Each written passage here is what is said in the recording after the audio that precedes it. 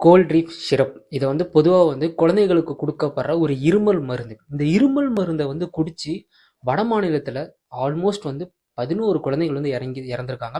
ராஜஸ்தான் இந்த மாதிரி வட மாநிலத்தில் இது வந்து தடை செய்யணும்னு சொல்லிட்டு சுகாதாரத்துறை அமைச்சர் இருக்கார்ல, சுப்பிரமணியம், இவர் வந்து வலியுறுத்தியிருக்காரு.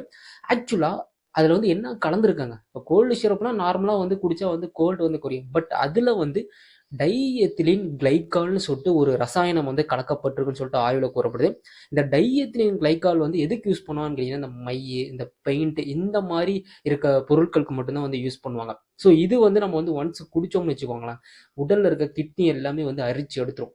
ஸோ இப்போ இறந்தாங்களே, ஸோ அவங்கள வந்து ஆய்வுபடுத்தினதுல வந்து இந்த கோல்டு சிரப் குடிச்ச உடனே வந்து இறந்துட்டாங்க. இதுக்கு வந்து ரீசன் வந்து இந்த கிளைஎத்திலின் கிளைக்கால் கலக்கப்பட்டிருக்கு. இதோட பிரான்ச் எங்க இருக்குன்னு கேட்டீங்கன்னா, காஞ்சிபுரத்தில் தான் இதோட ஆலை இருக்கு. ஸோ இங்கிருந்து டிஸ்ட்ரிபியூட் ஆகுது. அது எல்லாத்தையும் வந்து க்ளோஸ் பண்ணுங்கன்னு சொல்லிட்டு அரசு வந்து அதிகாரப்பூர்வமாக வந்து அறிவிச்சிட்டாங்க. ஸோ இனிமேட்டுக்கு நீங்கள் வந்து குழந்தைகளுக்கு வந்து ஏதாவது கோல்டு சிரப் வாங்கி கொடுக்குற மாதிரி இருந்தால் இந்த கோல்டு ரிஃப் இந்த வந்து வாங்கவே வாங்காதீங்க.